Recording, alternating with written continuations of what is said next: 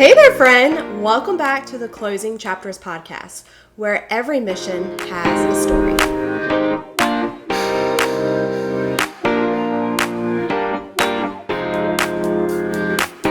This transaction is one of those transactions that makes you think about life.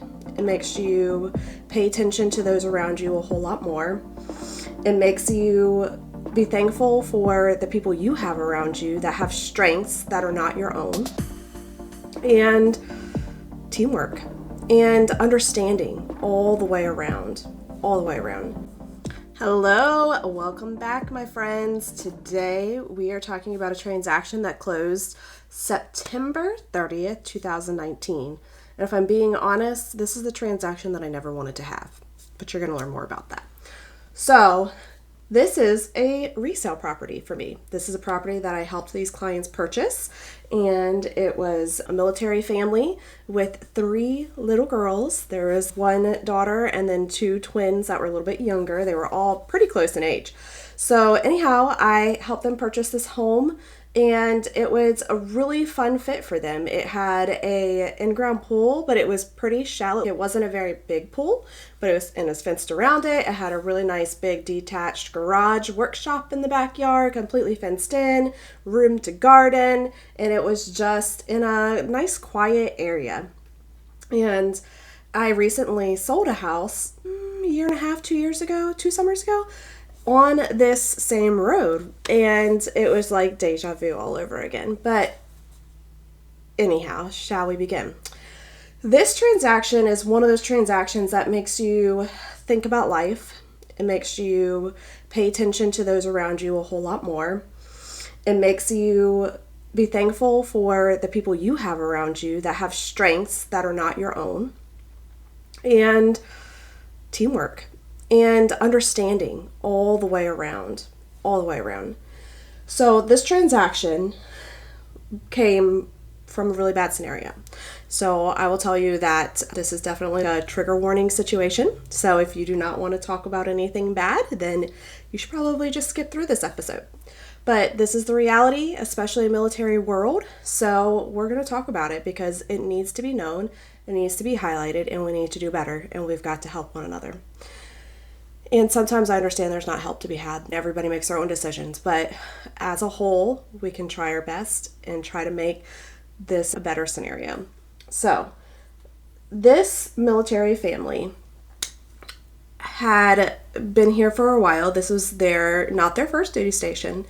And the military spouse had been working previously, came to South Carolina, then was stay-at-home mom because she just didn't have another job lined up. And then she started working at Starbucks, and honestly, it was really cool. Starbucks also was helping fund her to go to college. So it was neat. She could do different programs by being a manager there and transferring all around. And honestly, throughout this situation, I can say that she very much so reported that Starbucks was extremely good to her from the corporate management side of taking care of her through the situation, helping her relocate through the situation, and not letting a tragedy get in the way of her being able to provide for her family. So kudos to you, Starbucks, for doing a good job for this sweet military spouse. But the scenario that was going on here is that the member was due to deploy. He had orders to deploy, and he did not pass his physical fitness test for the second time in a row. And that meant 1, he was not going to be able to deploy, and 2, it was a next step action situation. Like, what do we do about this? And it seems like maybe there's a little bit of asthma in the situation, from what I understand, where he was not doing great with his runs or being able to withstand the capacity of the physical fitness test.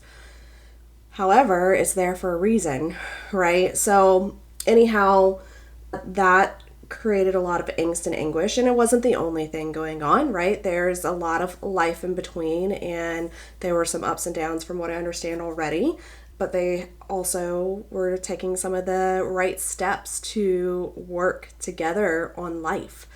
And it's just a reminder that sometimes all it takes is a split instant, one bad situation, one moment of feeling like there's no way out and everything changes. And so this particular morning, literally he got home, he called his wife and told his wife, hey, I failed my PT test, and basically said a couple things and hung up the phone on her. And she knew that was very erratic for him and not okay for him, and left work immediately.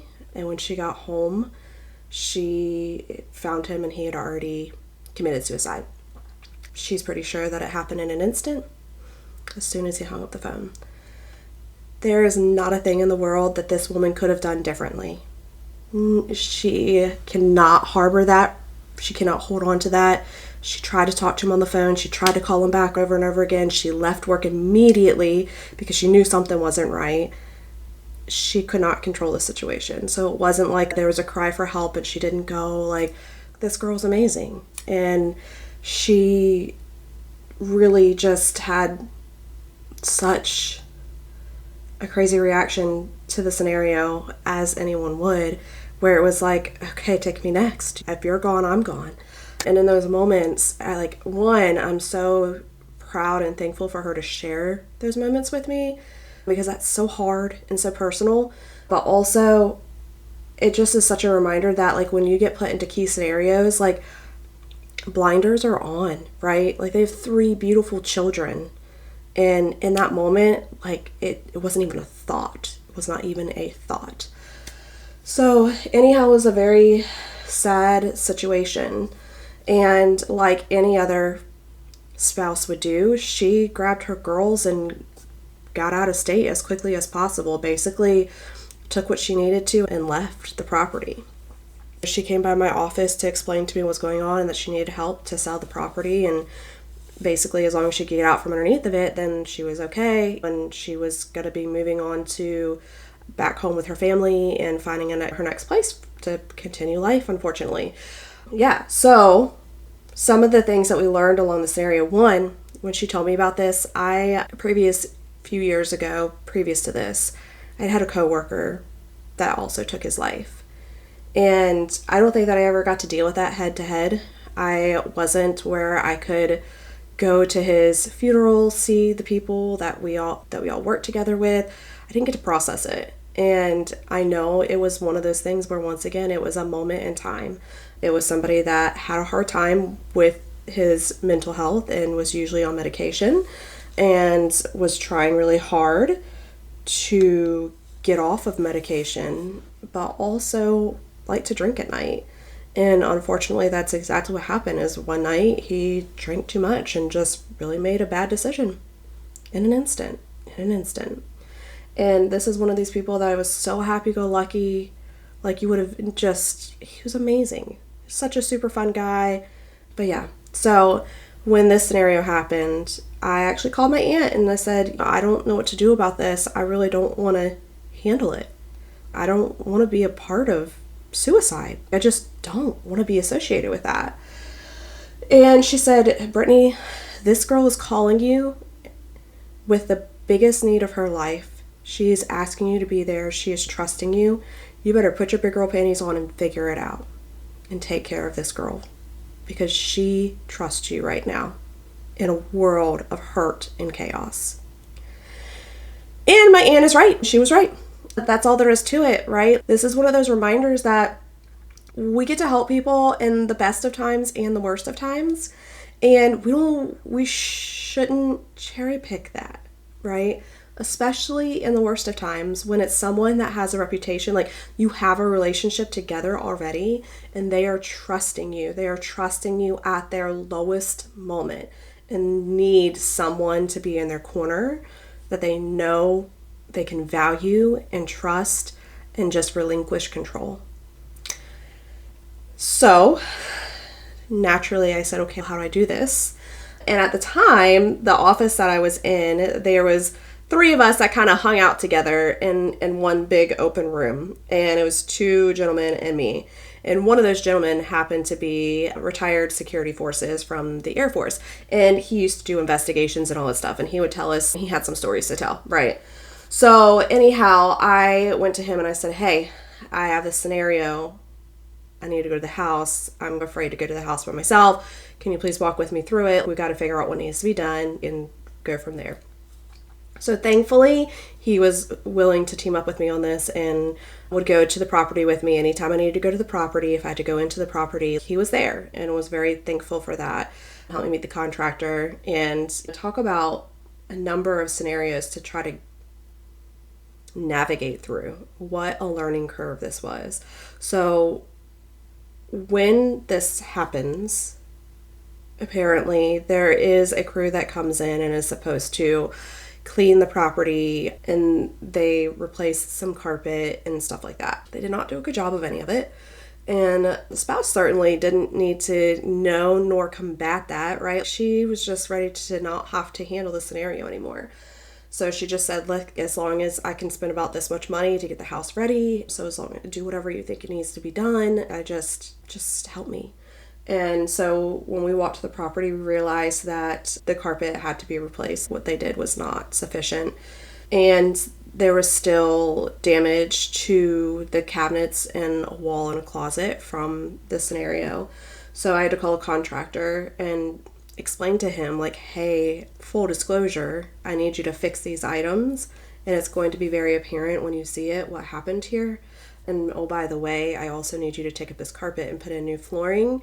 And I don't know what you're going to find underneath. I feel like if I were a contractor, I'd be like, deuces, no thank you, not me. And this guy was so humble. He was like, you know what? Things happen and people need help. And I was like, thank goodness. And it was really like a lipstick on a pig situation, right? There's not a whole lot you can do sometimes to truly fix these scenarios and make it look perfection. But it was like he did what he could with this scenario. And he was like, listen, the carpet itself up top was brand new. He was like, do you mind if I keep that carpet or do I need to toss it? And I was like, no, you can keep it. He was like, great. I'll line my trailer with it. It's brand new and I can use it to protect my trailer and everything that we put inside of it for materials and stuff. And I was like, okay. So, and he was so gracious. He did not ever tell me whether there was a concern or an issue. Whenever he pulled up the floors, he just fixed everything. He just made it right. And I'm so grateful for that. I'm so grateful that there was a buffer to a buffer.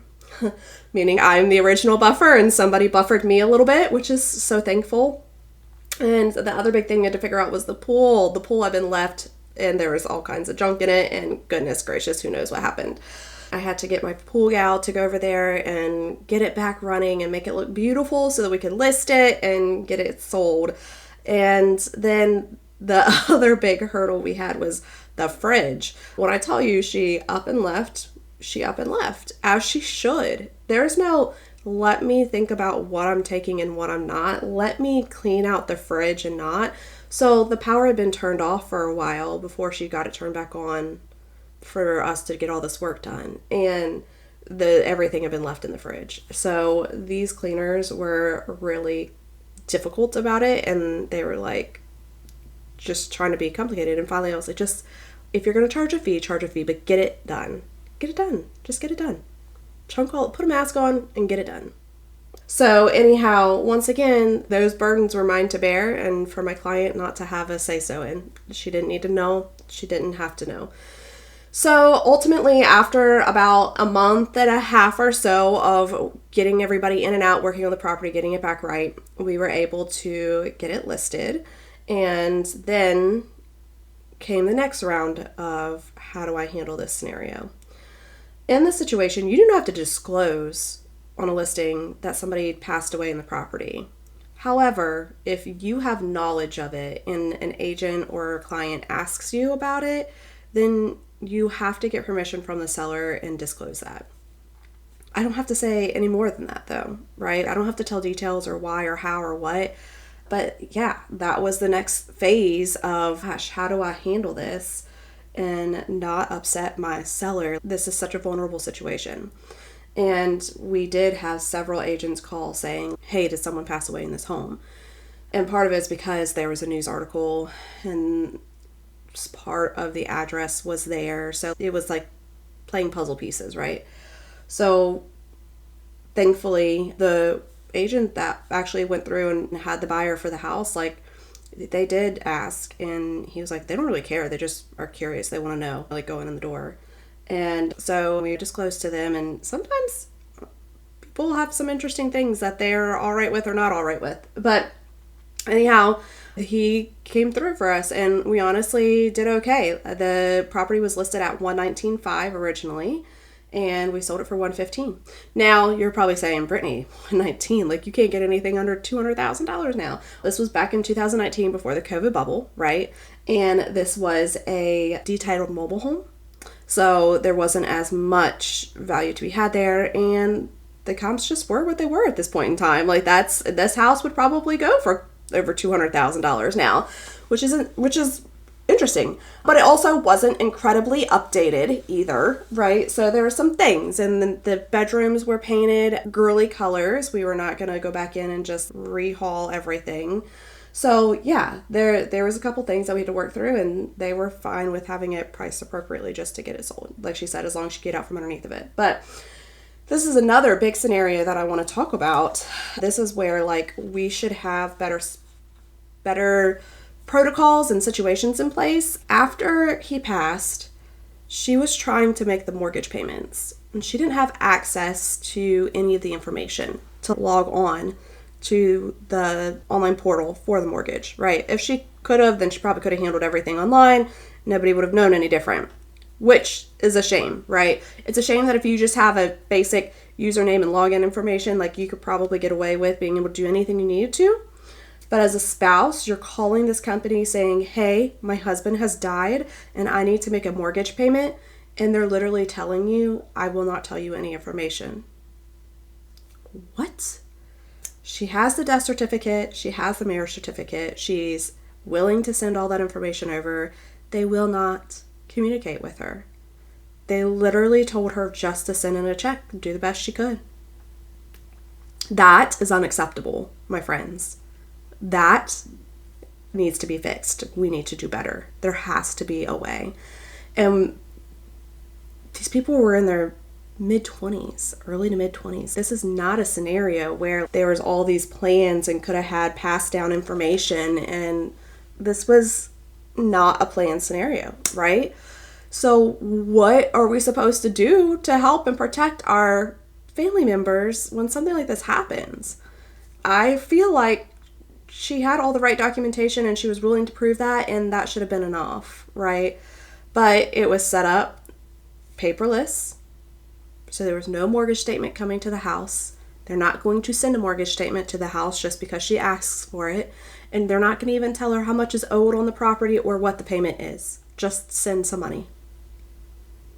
I cannot imagine how disheartening that is in that moment, right? You have lost your person, and now somebody's treating you like you don't even have rights, or that you weren't even a part of that person's life, that you couldn't control the same things. And if he had deployed, they would have had a general power of attorney, and she would have had access to all of that, no problem. It is so messed up in the scenario that she had to jump through all of these hoops and battles to figure out what the heck to do. So she literally did exactly what they said. She just sent a check for what she thought was right and did her best. And so she told me, she said, Brittney, I have no idea what I'm going to owe on this property. I have no idea if I'm paying the right amount. So we did the best we could with it, right? And ultimately, the attorney was able to get the payoff and the information for us, which is also insane, right? This attorney was not linked to the member, is literally just our real estate closing attorney. And as soon as they submitted a payoff document with her signature on it and a copy of the death certificate, then all of a sudden everything works. No, that's not okay. So anyhow, that is something that I don't want to have to prepare anybody for, but I wish people understood is like, when we don't have additional contacts on things or additional approved people, it really gets super difficult to know what to do in some of these scenarios, because somebody else sitting behind a screen just simply doesn't know how to handle it, and they won't. And that makes things incredibly hard. And this is why I'm sure there's so many people that just drop a property and leave it. And they're just like, my hands are tied. I don't know what to do. So I'm just walking away, with whether it's going to hurt them or not. And that's a shame. That is such a shame. So we've got to figure out ways to help support these families whenever they're going through hardships like this, right? So even say this wasn't the scenario, like maybe he had passed away from overseas, maybe he passed away in a car accident, any of that, it all would have been the same scenario. So this doesn't have to be this scenario. Just think about every day. We see all the time, unfortunately, in the news that people pass away in car accidents and accidents at work or whatever have you. What if their spouse was not on the mortgage? Are they in the same boat? Are these companies literally saying, I'm not going to talk to you, I will not help you with your mortgage, good luck keeping a roof over your head? That's insanity. So I would love to know if you've been through a scenario with this or helped someone through a scenario with this. What did you do? How did you work around that? Did the companies communicate with you? Was there an extra step you had to take? Because heaven forbid I ever have to deal with this again on any scope. I want to know how I can serve my clients best and give them the best advice to be like, no, you should be able to do X, Y, and Z confidently, right? So that was really difficult, really difficult. And sometimes it's also very difficult in these scenarios because the communication is not ideal. And I have this in a current scenario too. I have an estate that I need to list, and the family member that is associated with it is just done. They don't want to be at the property. They don't want to think about the property. They don't want to have to handle anything at the property. And unfortunately, they got to do a few things for me. Otherwise, I can't do anything else. And it's the same thing here. She was just done and didn't want to deal with it. She didn't want to think about it, didn't want to talk about it reasonably. But there was a couple of times where we had to get things done.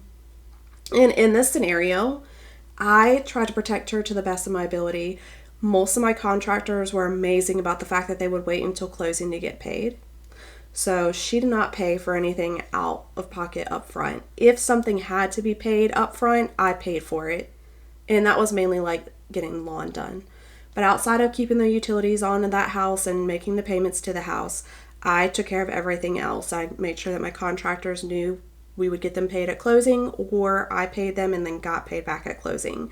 I tried so hard to not bring any other information to the table that she didn't need to know or didn't want to know, and to protect her and just to make it right to the best of my ability. So I happen to know that this lovely lady and her beautiful children are thriving. I still get to watch them on social media growing and doing things, and I'm so proud that she has been able to be strong and to continue to be a wonderful mom to her babies, and that the girls are thriving. They were so little, they were 5 and 3 years old. The twins were 3. And that is not anything that anyone should have to go through. And they're always going to know what happened. And that was one of the things that the mom said to me was I wish people would be more respectful before they would just do things. Remember I told you there was an article with part of the address on there. That article had the spouse's name in there, the husband's name.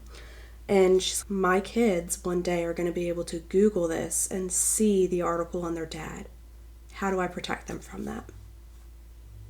How hard is that? Can you imagine being that person sitting there going, my children are going to find out that their dad chose to leave them? And that it was public to the whole wide world? That was the only thing she cared about. She wanted that article to be gone, and she wished that they would have never published that. She didn't have any say-so in it. And that's a shame. So if there's 2 things that I wish in these scenarios could be different or better, that would be it. There needs to be better ways of what are our next steps for communication with utilities and property taxes and the mortgage. How do people handle that seamlessly so that we don't have a lapse in coverage or we don't have any more hardships? And 2, how do we protect these families so that information is not just out to the world for these children to find later in life and bring up all of this hurt and trauma and guilt all over again?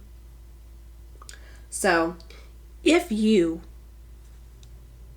that hit me hard. I have babies. I cannot imagine. And we also have a friend that went through this that has children. I just can't imagine. I don't know if anything, it just made me start thinking, like, has anything ever been posted about him? And we've never went looking for it, right? But goodness, his kids are teenagers and adults now. So anyhow, if you are ever involved in a situation like this, I hope you can handle it with grace and kindness and truly honor the family where they're at. So just know it's heavy, right? It's heavy for everybody involved, but I am so proud and thankful that I took this step to honor her and protect her and do the best that I could to make sure that she and her family could move forward and not let this be detrimental to their lives, not let this be something that was going to pull them down and hold them down for forever.